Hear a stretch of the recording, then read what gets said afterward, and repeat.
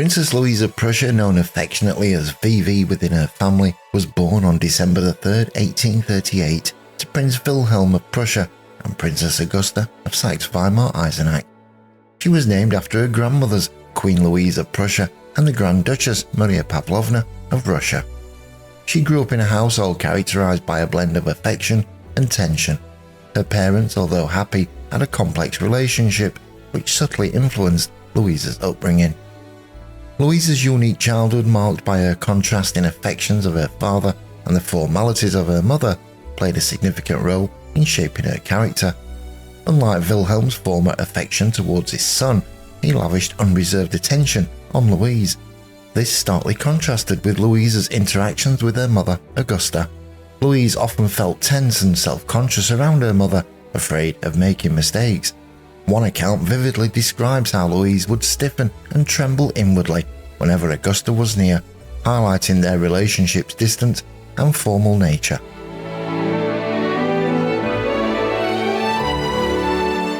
During the early 1850s, Princess Louise's education was entrusted to Adèle de Pierre of Neuchâtel.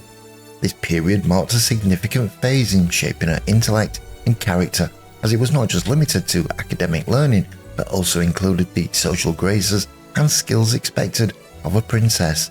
Despite the strictness of her upbringing, Louise developed a well-rounded personality, combining her father's affectionate influence and the disciplined environment fostered by her mother and tutor. This unique blend of influences would later define her compassionate yet dutiful nature as the Grand Duchess of Baden.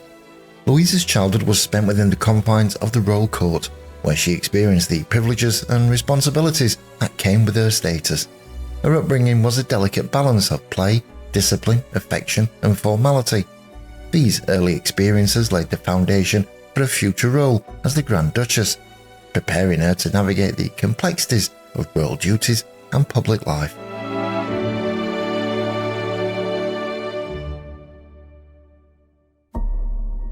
In 1854, Princess Louise of Prussia was betrothed to Frederick, the Prince Regent of Baden, solidifying a powerful alliance between Prussia and Baden. The couple married on September 20th, 1856, at Neue Palais in Potsdam. Frederick became the regent due to the mental illness of his brother Louis II, the Grand Duke of Baden. Eventually, Frederick was proclaimed Grand Duke when it became clear that Louis II would never recover. As the daughter of the Prussian Crown Prince, who later became Emperor, Louise's marriage brought significant political importance to Baden. This importance grew even more once the German Empire was established. After marriage, Louise became pregnant with her first child, hereditary Grand Duke Frederick. Her letters from this time expressed her immense happiness, as she wrote to a friend, "Since we last met, my life has become so much more beautiful, more precious to me. My happiness is so much richer and deeper than before."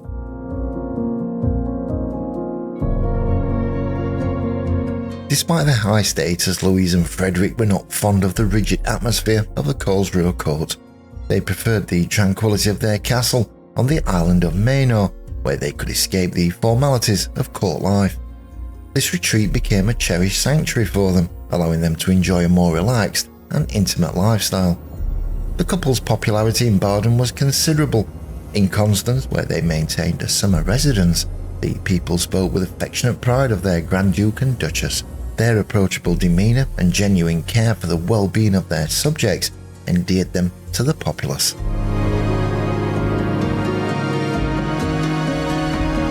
These early years of marriage set the tone for Louise's role as Grand Duchess.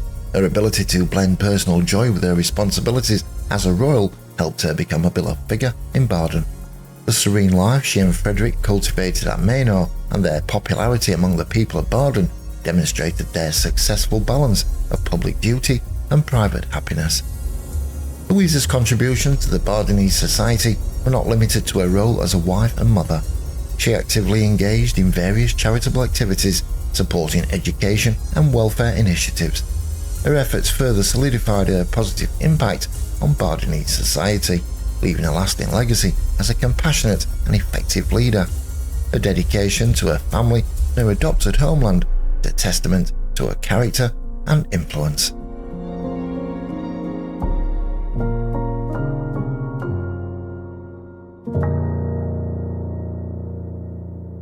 Princess Louise of Prussia, Grand Duchess of Baden, was a key figure in European royalty and had intricate relationships within the royal family network. She shared a close relationship with Alice, Grand Duchess of Hesse, the sister of her sister-in-law Victoria, Princess Royal, both daughters of Queen Victoria. Louise and Alice often visited each other, maintaining a bond that transcended their official duties. These relationships, while often warm and supportive, were not without their complexities, adding a layer of intrigue to Louise's life in the royal circles. Queen Victoria's letters frequently mentioned Louise and her husband Frederick with warmth and affection, referring to them as Good Fritz and Louise of Baden. Despite this, Louise's relationship with the Princess Royal was marked by a none-too-friendly rivalry, mainly regarding their children. Vicky's oldest son, Crown Prince Wilhelm, was born with an arm deformity, and Louise would often boast about her children being healthier and more extensive, creating tension between the two sisters-in-law.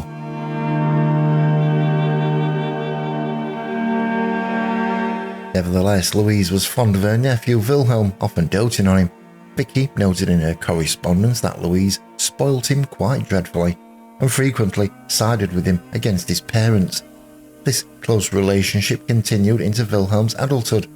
In his memoirs, Wilhelm praised Louise's political acumen and organisational skills, acknowledging her ability to blend Prussian and Badenese elements into her governance, calling her a model sovereign princess. The rivalry with Vicky intensified when Louise wanted her son, Crown Prince Frederick, to marry Princess Elizabeth of Hesse and by Rhine, Vicky's niece. However, Elizabeth married Grand Duke Sergei Alexandrovich of Russia instead, which Louise perceived as a snub.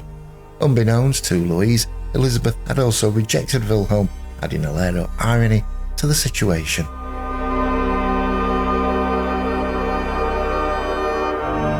The Austro-Prussian War created political friction between Baden and Prussia, as Baden supported Austria, despite their close familial ties to Berlin.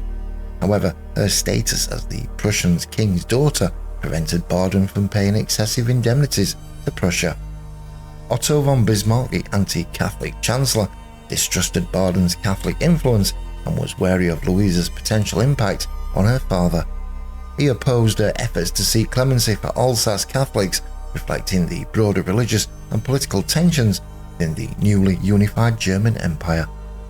Princess Louise navigated these complex relationships and political landscapes with grace and skill throughout her life, leaving a lasting impression on those around her and playing a significant role in the broader European royal network.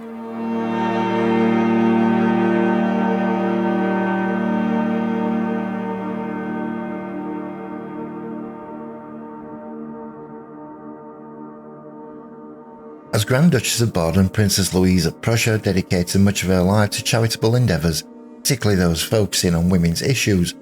She played a pivotal role establishing the Baden Frauenverein, a welfare charity providing children with hospitals and homes. This organisation became a cornerstone of social support in the duchy, reflecting Louise's deep commitment to public welfare. Louise's efforts extended to education and vocational training for women. With the support of the Women's Association, she founded the first housewifery school in Karlsruhe. This institution was in line with the goals of Theodor Gottlieb, who advocated for specialised domestic training for women. The school aimed to empower women with practical skills, enhancing their roles at home and in society.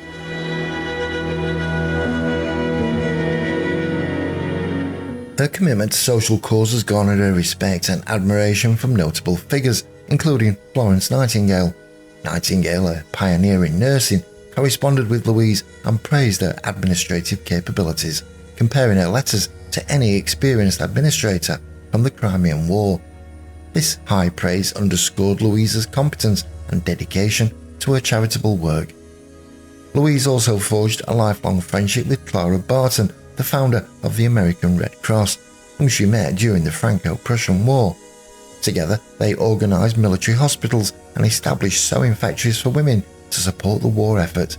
Recognising Barton's significant contributions, Louise successfully recommended her for the Iron Cross of Merit, awarded by Emperor Wilhelm.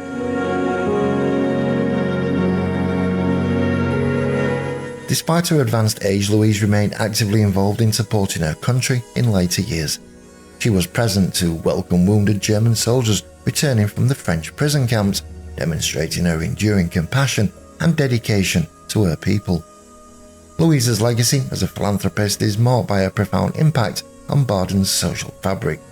Her initiatives provided immediate relief and support and laid the groundwork for ongoing social improvements. Her work in establishing educational institutions for women highlighted her forward-thinking approach to social welfare.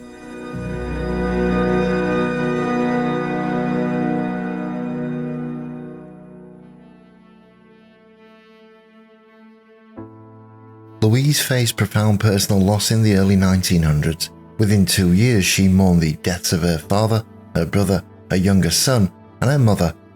Amidst this sorrow, her sister-in-law Vicky, now Dowager Empress Frederick, extended sympathy and persuaded Queen Victoria to confer upon Louise the Royal Order of Victoria and Albert First Class. In 1907, Louise's husband Frederick I died, and their eldest son succeeded him as Frederick II. That same year, their only daughter, Victoria, became the Queen Consort of Sweden. Louise, now the Dowager Grand Duchess of Baden, witnessed significant changes in her duchy's status as it became part of the new German state following the Revolution of 1918 and 19 at the end of World War I.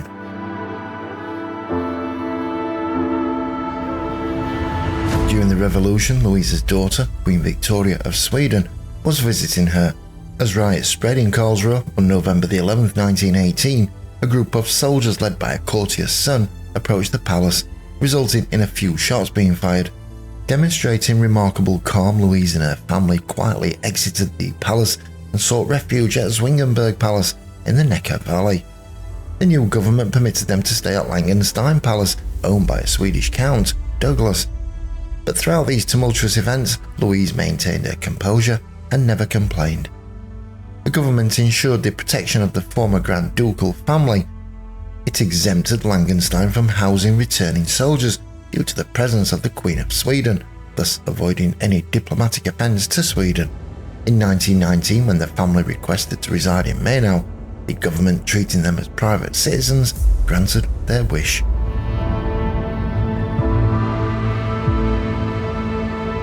Louise spent her remaining years in retirement at Baden-Baden. The new Republican government allowed her to live out her days peacefully until her death on April the 24th, 1923. Her passing marked the end of an era, as she was the last surviving non-morganatic grandchild of Frederick William III of Prussia. Louise's life journey, marked by personal tragedies and historical upheavals, exemplifies resilience and dignity. Her commitment to charitable causes and her ability to maintain grace under pressure left a lasting legacy in Baden and beyond. As a prominent royal figure, her efforts to support and uplift those around her resonate as a testament to her enduring influence and character.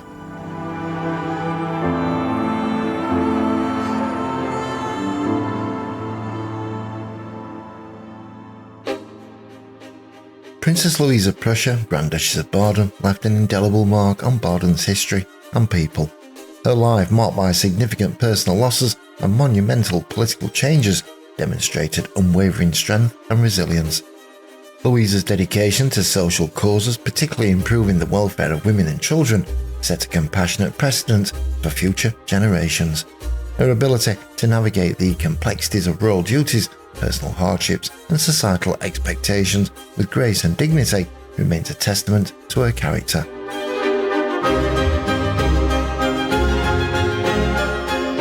Even as the world around her transformed with the dissolution of monarchies and the rise of republics, Louise's steadfast commitment to her family and duchy never wavered. Louise's enduring friendships with influential figures like Florence Nightingale and Clara Barton reflect her broad influence and dedication to humanitarian work. Her legacy is not just one of noble birth, but of noble actions, as she continually sought to better the lives of those around her. In her final years, she embraced a quieter life, yet her impact continued to be felt. Louise's life story is a powerful reminder of the enduring strength of compassion and the lasting influence of dedicated service. Her memory lives on as a model of grace and resilience in the face of profound change.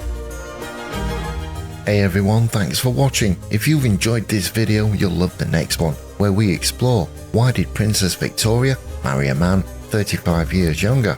We've got some amazing insights and surprises waiting for you.